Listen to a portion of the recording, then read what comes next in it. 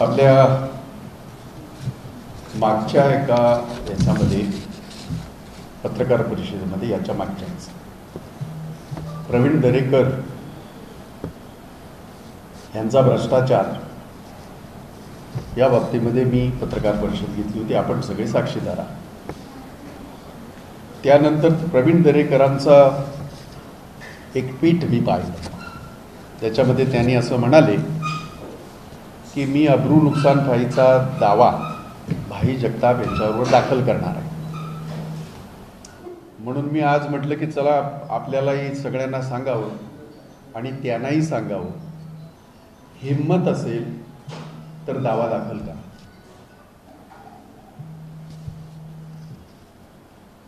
प्रवीण दरेकरांना मुंबई काँग्रेसचा अध्यक्ष म्हणून सुद्धा आणि भाई जगताप कामगार नेता म्हणून सुद्धा आव्हान आहे, हिम्मत असेल तर अब्रू नुकसान पाईचा दावा दाखल करा.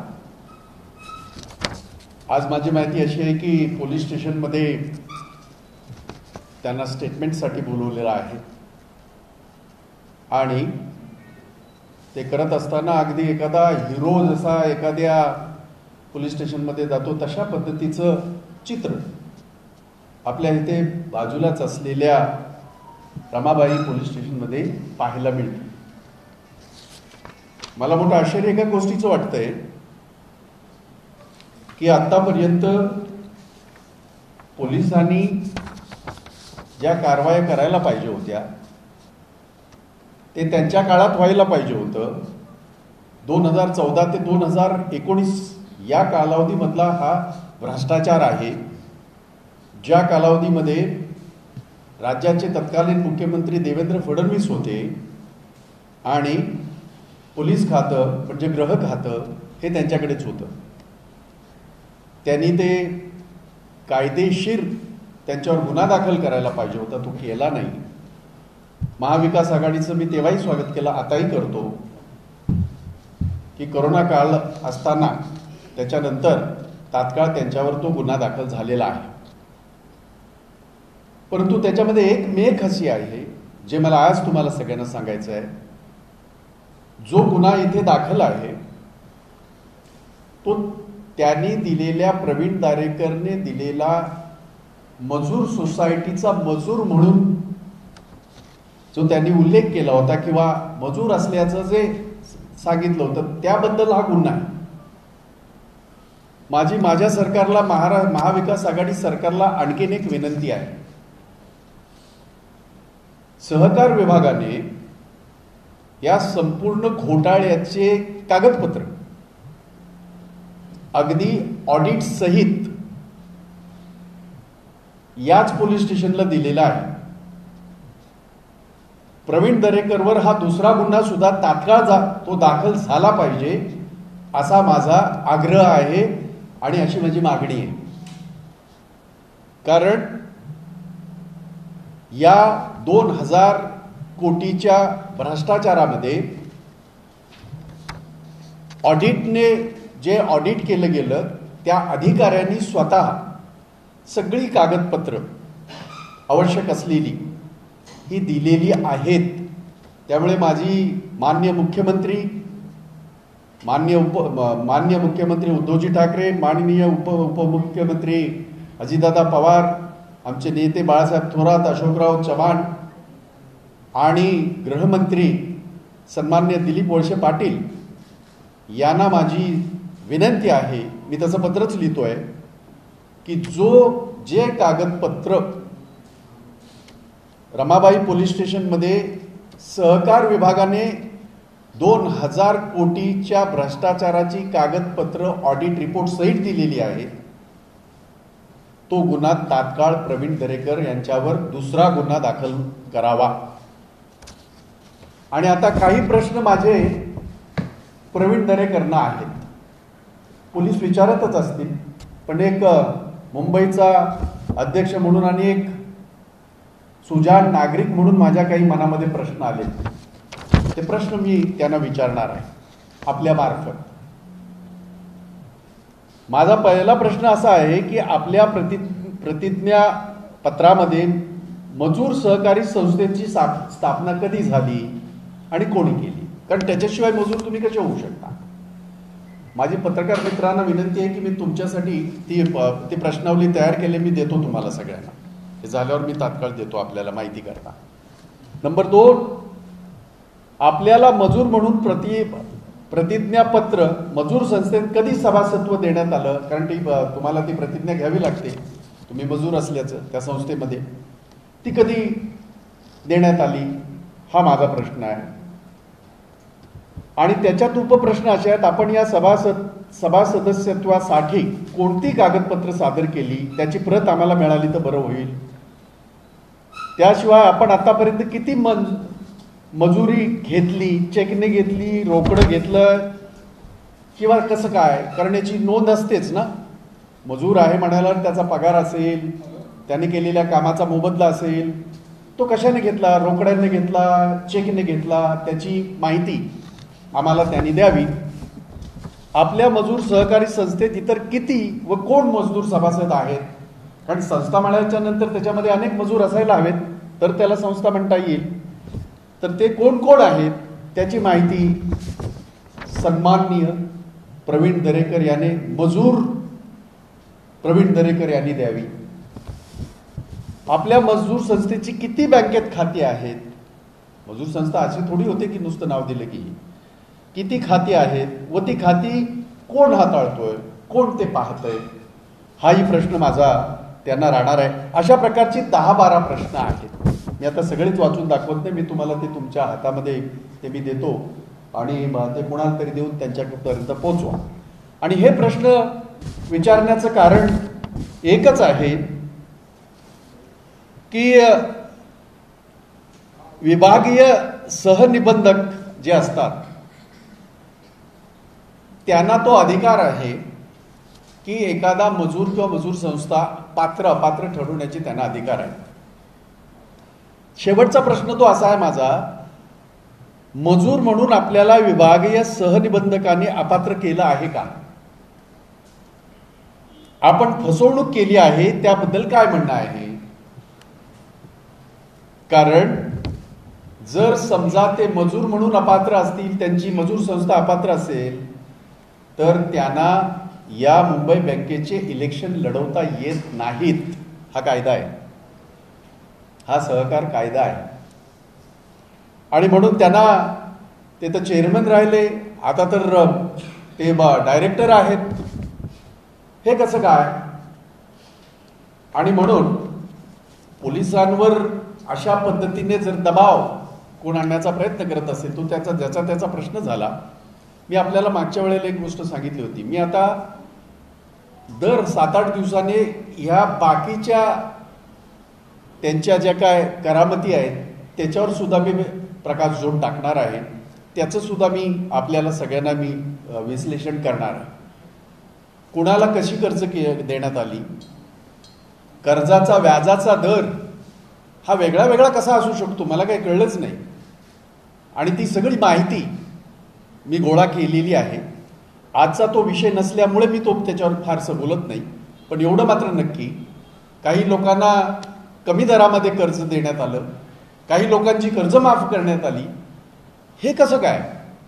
म्हणजे हे गरिबांचे पैसे, कष्टकऱ्यांचे पैसे, मजदुरांचे पैसे, तुम्हा आम्हा सर्वांच्या मुंबईकरांचे पैसे, हे काय मालक आहेत का.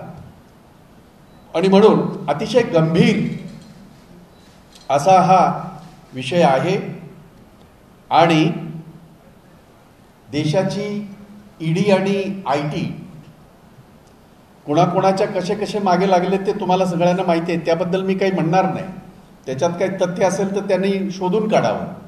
पण हे धडधडीत सत्य तुमच्या समोर दिलं असताना, आणि मागच्याही मी माझ्या पत्रकार परिषदेमध्ये ही मागणी केली होती, हे 2000 कोटीचा भ्रष्टाचार पैसे कोणाला गेले, त्याचे ट्रान्झॅक्शन कसे झाले, या बाबतीमध्ये ईडीने आणि IT ने चौकशी करावी अशी मी मागणी केली होती. माझी माहिती अशी आहे, राज्याचे एक मंत्री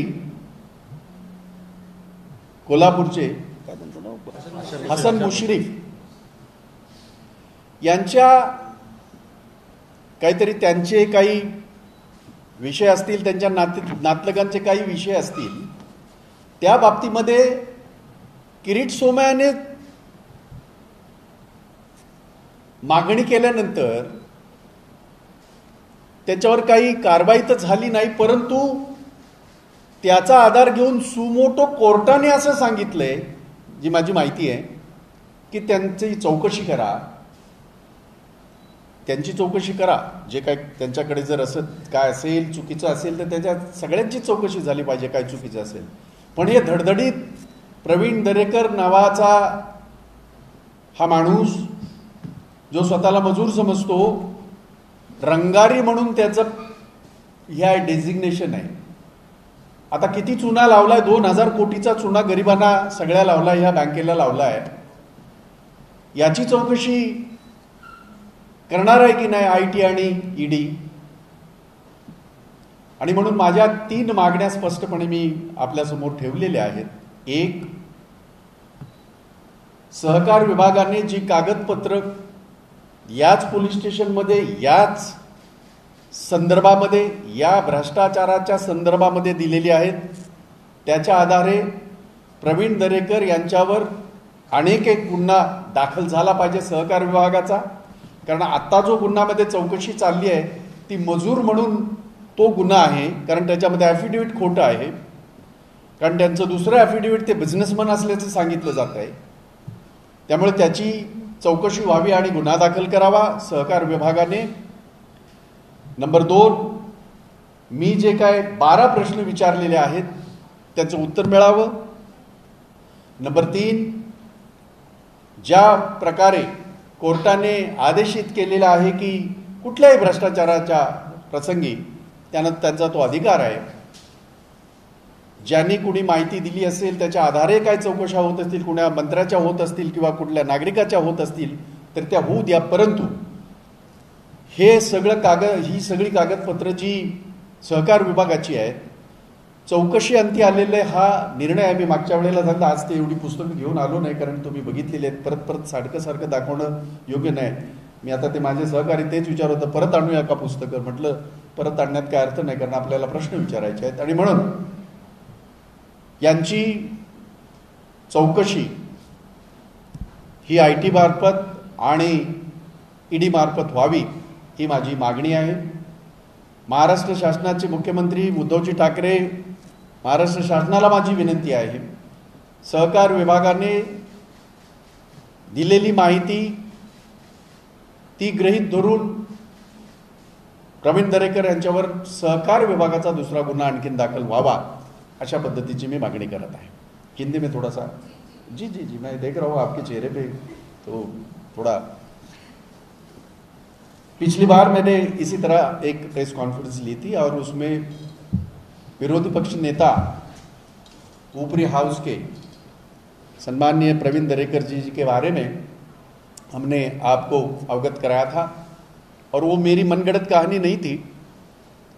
जो सरकारी दस्तावेज है, जो सहकार विभाग ने जो ऑडिट किया है, उसके रिपोर्ट्स के आधार पे मैंने कहा था कि उनके ऊपर गुनाह दाखिल होना चाहिए. तो जो हुआ था, मैंने उसमें कुछ दफ़ा और करे थे, वो जो उसमें है उस गुनाह में मैंने देखा. उसके बाद 420 के अलावा और भी बाकी सारे हैं. उस बारे में उन्होंने कुछ ट्वीट किया था या पत्रकार परिषद भी ली थी और उन्होंने कहा था कि भाई जगताप के ऊपर हम अब्रू नुकसान पाई का, मानहानि का दावा दाखिल करते. तो मैं उन्हें आह्वान देना चाहता हूं, प्रवीण दरेकर जी को, आप में हिम्मत है तो आप मानहानि का दावा दाखिल करिए.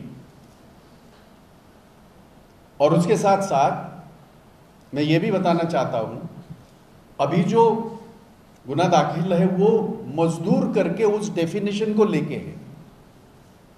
उसके बारे में मेरे दिमाग में 10-12 सवाल है जो मैं आपको सर्कुलेट कर रहा हूं.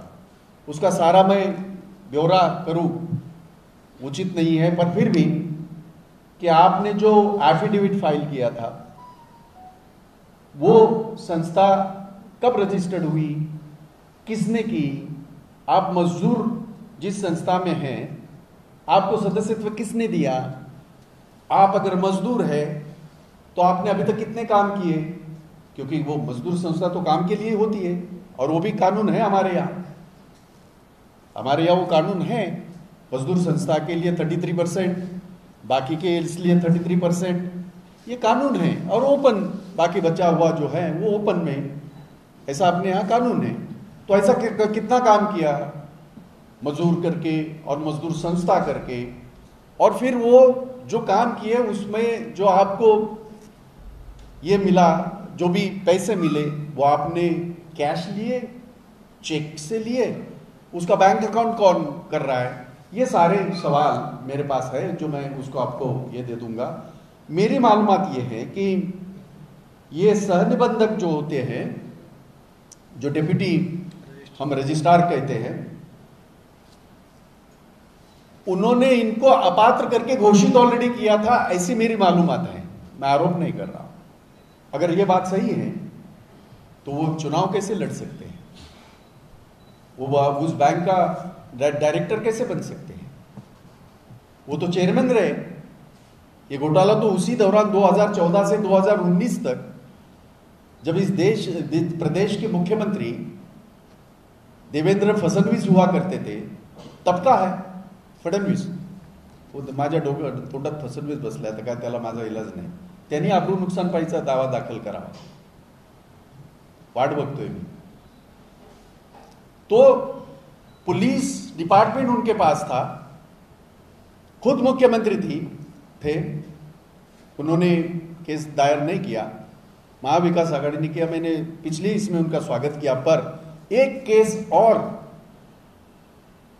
कोऑपरेटिव विभाग की है, कोऑपरेटिव विभाग ने जिन्होंने ये सारी तहकीकात की, जिन्होंने सारी इंक्वायरी की और जिसमें ये दोषी पाए गए, वो पूरा कागजात सहकार विभाग ने उसी पुलिस स्टेशन में दिया है।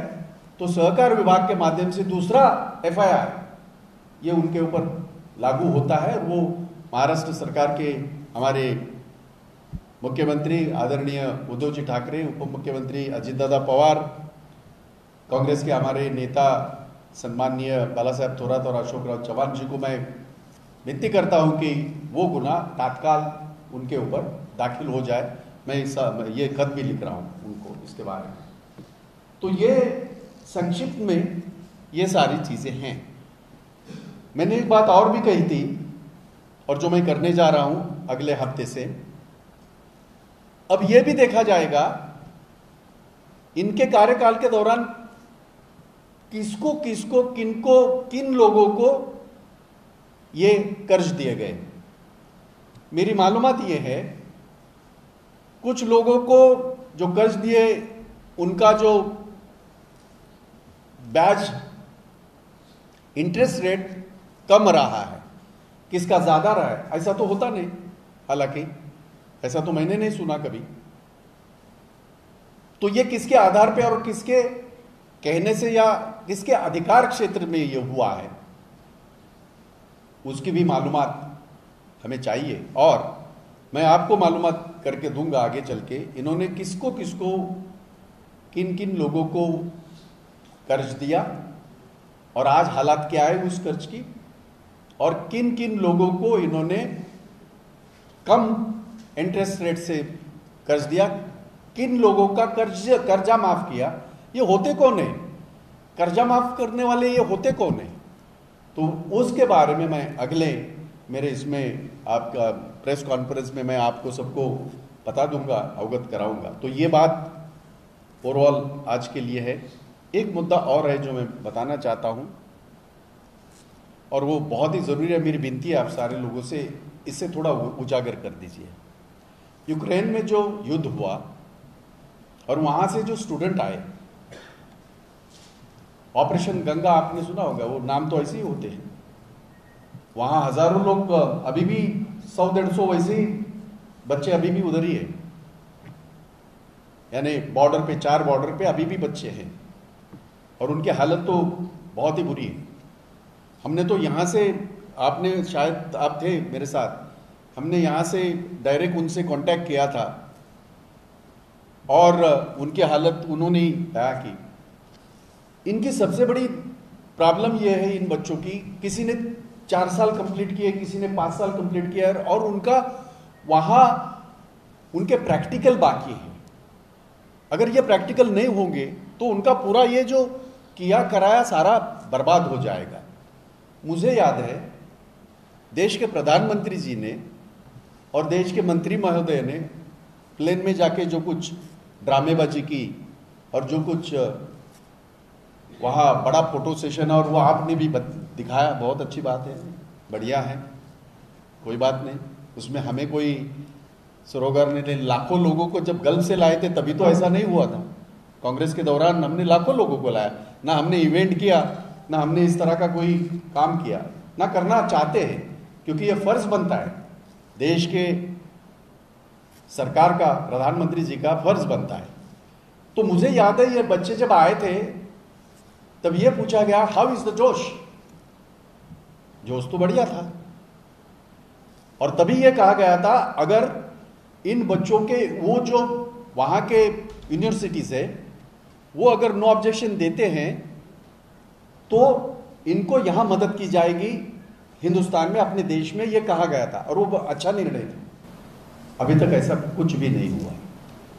वो बच्चों के ये जो है एक डेलीगेशन मुझे कल आके मिला और खास करके वो चाइना से आए हुए बच्चे भाग के आए हुए थे, भाग के मतलब उसी डर से, सारे डर से, और उनके 4-4, 5-5 साल उन लोगों ने वहाँ उन यूनिवर्सिटी में उन्होंने ऑलरेडी स्टडी की है, उनके प्रैक्टिकल्स बाकी है जो इन्होंने कहा था कि हम करवा देंगे, अभी तक नहीं किए हैं, क्योंकि ये पॉलिसी निर्णय है। ये केंद्र सरकार जब लेगी तब राज्य सरकार उसमें कर सकता है, राज्य सरकार अपने आप ये निर्णय नहीं ले सकता है, क्योंकि ये शिक्षा से जुड़ा हुआ पॉलिसी निर्णय है जो उस वक्त कहा गया था और स्वयं देश के प्रधानमंत्री नरेंद्र जी मोदी जी ने कहा था कि इन बच्चों का नुकसान नहीं होगा। वो सारे यूनिवर्सिटी का नो ऑब्जेक्शन आया हुआ है, वो सारे यूनिवर्सिटी कह रहे अगर उनका नुकसान होता है तो आप उनको आगे मदद कर सकते, लेकिन अभी तक अब कितने दिन हुए, कितने महीने हुए, अभी तक नहीं हुआ। मैं चाहता हूं कि इस बात को भी थोड़ा सा आप अगर उजागर करें तो बेहतर होगा। देश का भविष्य है, हमारे बच्चे हैं, किसी का भाई हो सकता है, किसी की बहन हो सकती है और उन बड़े तकलीफ में है, बहुत बड़े तकलीफ में। धन्यवाद, thank you. Medical education ministry आपके कोटे में है, महाराष्ट्र के भीतर। अमित ने कहा था कि जब भी बच्चे अगर पढ़ना चाहेंगे, जब तक वहाँ सिचुएशन ठीक नहीं हो रही है तब तक महाराष्ट्र के मेडिकल एजुकेशन डिपार्टमेंट से बातचीत करके, वहाँ से यूनिवर्सिटी से सिलेबस शेयर करके और इन बच्चों को पढ़ाई नुकसान न हो इसके लिए महाराष्ट्र सरकार कोशिश करेगी। क्या उससे रिलेटेड आप अपने मिनिस्टर से या महाराष्ट्र सरकार से भी अपेक्षा रखते हैं कि तब तक सारी चीजें यहाँ पर भी प्रोवाइड की जाए महाराष्ट्र के बच्चों को? आप तो वरिष्ठ पत्रकार रहे, आपको पता है कि शिक्षा के बारे में हो या बाकी ये सारा सेंट्रल को ये होता है। जब तक ये पॉलिसी निर्णय नहीं होता, अगर ऐसा हुआ तो हर राज्य अपने अपने तरीके से काम करेगा, ऐसा नहीं होता। आप भी बेहतर जानते हैं, ये बात बिल्कुल सही है, क्योंकि जब बच्चे आए थे मैंने अमित देशमुख जी से मैंने भी बात की थी और तब उन्होंने यही कहा जब तक हमें वहाँ से कुछ ये नहीं आता, डायरेक्शंस नहीं आती, दे कैनॉट डू दिस। तो ये फर्ज बनता है जिस प्रदेश के बच्चे हो, चाहे गुजरात के हो, चाहे महाराष्ट्र के हो, चाहे यूपी के हो, जहाँ से भी बच्चे हो, उन बच्चों का नुकसान ना हो। और ये कहा गया था, उसके ऊपर इवेंट किया गया था, तो भाई कोई निर्णय ले लो ना। आपकी जिम्मेदारी तो इतनी है कि आप पॉलिसी निर्णय ले लीजिए और वो राज्य को आप सौंप दे दीजिएगा। मेरे ख्याल से अगर ऐसा निर्णय होता है तो महाराष्ट्र सरकार जरूर इन बच्चों की मदद करेगा। और कुछ? Thank you.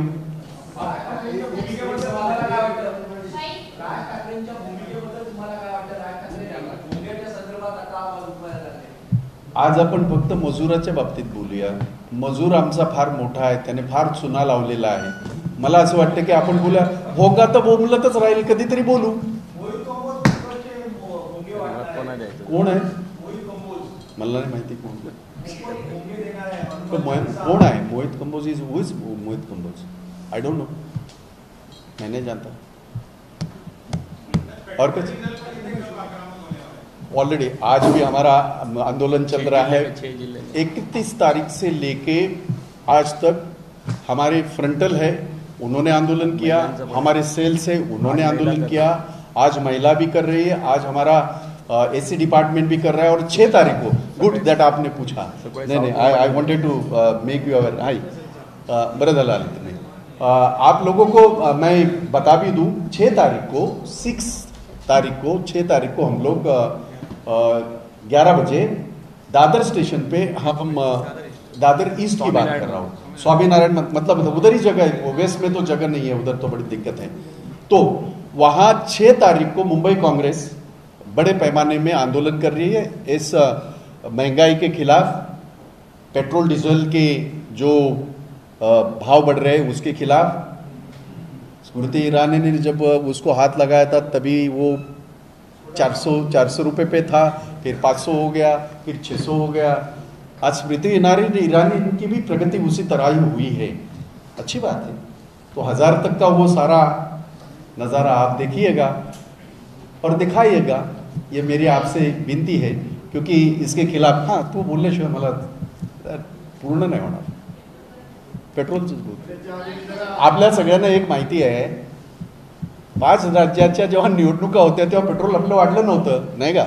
आम्ही सारखं बोलतोय, रोज 80 पैशाने वाढत, रोज 80 पैशाने आणि दररोज 80 नाही, त्या 1 रुपयाने पण वाढतंय, 80 पैशाने वाढतंय। 14 दिवस झाले आणि 14 दिवस झाले, हे 1 दिवस नाही, लगातार 14 दिवस दररोज त्याच्यामध्ये 50 पैशापासून 1 रुपयापर्यंतची वाढ होते। वेगळ्या वेगळ्या राज्यात वेगवेगळं आहे, कारण तिथलं टॅक्सेशनचं वेगळं हे असल्या कारणाने साचा। आणि म्हणून मला या बाबतीमध्ये याच्या विरोधामध्ये 31 तारखेपासून महाराष्ट्रामध्ये आम्ही आंदोलन सुरू केलेलं आहे। 31 तारीख मुंबईमध्ये, मी मुंबईचं म्हणतो, महाराष्ट्रात तर आहेच आहे मुंबईचं। मुंबईमध्ये आमच्या ज्या फ्रंटल आहेत त्यांनी 31 तारखेला सगळ्यांनी आंदोलनं केली। 1 तारखेपासून 1, 2, 3 आमच्या महिला काँग्रेस आहे, आमचे सेल्स आहेत। आज सुद्धा महिला काँग्रेस, आणखीन आमचं एससी डिपार्टमेंट आज का मलबार हिलला सुद्धा झालं, आणि कलेक्टर ऑफिस बांद्र्याला सुद्धा आता आंदोलन आता चालू आहे, घाटकोपरला आता आंदोलन चालू आहे। 6 तारखेला बोरिवलीमध्ये महिला काँग्रेसचं बोरिवलीमध्ये झालं। 6 तारखेला वार कोणता आहे? बुधवारी 6 तारखेला आम्ही दादर ईस्टला स्टेशनला या सरकारच्या विरोधामध्ये, या भाववाढीच्या विरोधामध्ये, या महागाईच्या विरोधामध्ये, या पेट्रोल आणि डिझेलच्या आणि गॅसच्या किमतीच्या बाबतीमध्ये आम्ही आंदोलन करणार आहोत सकाळी 11 वाजता। तर आपल्या सगळ्यांना पत्र तर येईलच, पण आजच माहिती देतो।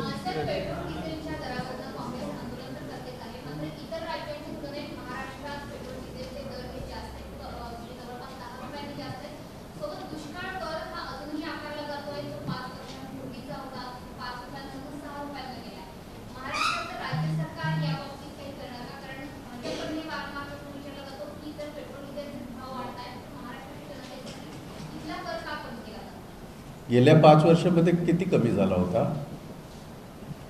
कर? तर तेव्हापासूनचाच होता ना, ज्याला कर नाही त्याला डर कशाला? आम्ही एकच प्रश्न आमचा नेहमीच राहिला, प्रत्येक राज्याच्या याच्या कराच्या ज्या रचना आहेत त्या प्रत्येक राज्याच्या वेगळ्या आहेतच, परंतु त्या का आता महाविकास आघाडी आले तेव्हा झाला का? तर त्याचं उत्तर नाही असं आहे। आणि म्हणून त्या काळामध्ये सुद्धा जे काय झालं आणि कोरोनाच्या पार्श्वभूमीवर जे काम महाराष्ट्र विकास आघाडीने केले या राज्यामध्ये, अगदी लसीकरणापासून सगळं, अगदी इन्फ्रास्ट्रक्चर याच्या असेल, मग हॉस्पिटल्स असतील किंवा मोठे जम्बो कोविड सेंटर्स असतील, महाराष्ट्रासारखी सोय किंवा सुविधा कुठल्याही राज्यामध्ये झाल्या नाहीत, गुजरातमध्ये सुद्धा झाल्या नाहीत, यूपीचा तर विषय सोडून द्या। आणि म्हणून मला असं वाटतं की एक डिझास्टर, एक पॅन्डेमिकचा अर्थ सगळं जग त्याच्याशी झगडत आहे आजही। अजूनसुद्धा आपण मोकळे नाही झालो, जग मोकळं नाही झालं, पण तरीसुद्धा मी एवढंच सांगेन की या बाबतीमध्ये केंद्राने निर्णय घेणं आवश्यक आहे. कारण केंद्राचा हा खऱ्या अर्थाने हा विषय आहे. आजपर्यंत असं कधीही झालं नाही. ठराविक राज्यांचा काही काळ निवडणुकीचा काळ सोडला तर तेवढ्या काळात त्यांनी केलं. मध्य प्रदेशमध्ये केलं, मला माहिती आहे. कर्नाटकामध्ये सुद्धा अशी सुरसुरी सोडली आणि आतापर्यंत तसंच आहे. त्यामुळे आम्हाला असलं काही करायचं नाही. आम्हाला एवढं नक्की करायचं आहे की हा केंद्राचा प्रश्न आहे. केंद्राने याच्यावर निर्णय घेणं आवश्यक आहे. $140 जेव्हा बॅरल कच्चं तेल होतं तेव्हा सुद्धा UPA 2ने हे कंट्रोलमध्ये ठेवलं होतं, सर्वसामान्याला त्याची झळ पोचू नये म्हणून. आता काय बिघडलं? आता देशाची अर्थव्यवस्था, देशाचे पंतप्रधान जर सांगतात की ती रॉकेटच्या स्पीडने जाते, तर मग आता हे काय सगळं चाललंय? हा आमचा प्रश्न आहे.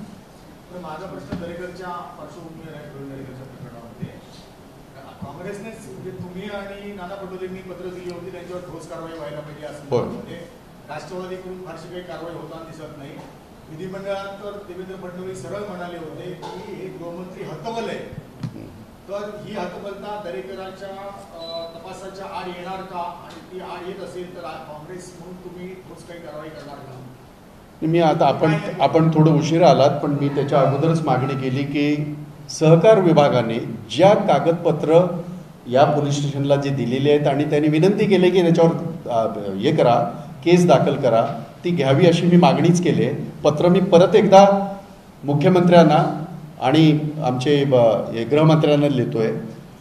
पण त्या विषयावर त्यांच्या देवेंद्र फडणवीसांचं जे वाक्य आहे हतबल, हा सगळा भ्रष्टाचार हा त्यांच्या काळातला आहे. 2014 ते 2019 हे मी म्हणत नाही, हे कागदपत्र सांगतंय आणि ऑडिटचा जो रिपोर्ट आहे त्याने सांगतोय. आणि त्या काळामध्ये पोलीस खातं देवेंद्र फडणवीसांकडेच होतं. मग तुम्ही हतबल होतात. या सरकारने निदान कणा दाखवला. मजूर सोसायटीच्या बाबतीमध्ये जो हा होता दावा होता, ती केस दाखल झाली आहे. त्याच्या बाबतीमध्ये मी पत्रकार परिषद घेतली होती आणि त्याच्यामध्ये काही प्रश्न विचारले होते आणि काही कलमं ॲड करा असं सांगितली होती, जी केलेली आहेत. आता माझी तीच मागणी आहे की सहकार विभागाने या सगळ्या ऑडिट रिपोर्टच्या बाबतीमध्ये, या भ्रष्टाचाराच्या बाबतीमध्ये जे कागदपत्र पुरवलेले आहेत त्याच्या आधारावर प्रवीण दरेकर यांच्यावर दुसरा गुन्हा हा घेतला पाहिजे, घ्यायला हवा. आणि तसं पत्र मी सरकारला, मुख्यमंत्र्यांना लिहितो. गृहमंत्री काय मुहूर्त शोधतायत का? नाही, आता हे त्यांनाच विचार. मी गृहमंत्री नाही. असं नाही आहे, तुम्ही सरकारमधला भाग आघाडी आहे. हा एवढा दिरंगाई का? म्हणजे सहकार विभागही राष्ट्रवादीकडे आहे, गृह खातंही राष्ट्रवादीकडे आहे. सहकार विभागाने गुन्हा तक्रार दाखल करून आठवडा लोटला, गृहमंत्र्यांना अजूनही वेळ मिळत नाही. पोलीस, मला असं वाटतं की आज जर आपण बघितलं, आज सकाळपासून ते विरोधी पक्षनेते हा बोगस मजूर प्रकरणामध्ये, पण आपण पाहिलं असेल एखादा हिरो जसा जातो ना तसा अगदी त्या थाटामध्ये एक मजूर, डुप्लिकेट मजूर, ज्याने 2000 कोटीचा चुना लावलाय या बँकेला आणि त्याचे समर्थक तिकडे. म्हणजे हे जर मुंबईमध्ये आणि महाराष्ट्रात हे कधीही घडलं नव्हतं. या मुंबई पोलिसांचा लौकिक हा जगभरामध्ये होता. आज जे काय चाललंय हे किती चांगलं आहे आपणच लिहा त्या बाबतीमध्ये. मी त्याच्यात काय बोलणं नाही, आज अजिबात नाही. कारण आपण म्हणालात त्याप्रमाणे ही गोष्ट खरी आहे की 1 हप्त्यापूर्वी जे कागदपत्र दिलेले आहेत, मला खात्री आहे या मजूर याची चौकशी होत असताना त्या गुन्ह्याची, हा गुन्हा सुद्धा लवकरात लवकर त्यांच्यावर दाखल करतील याची मला खात्री आहे आणि मी तसं पत्र देतो आहे.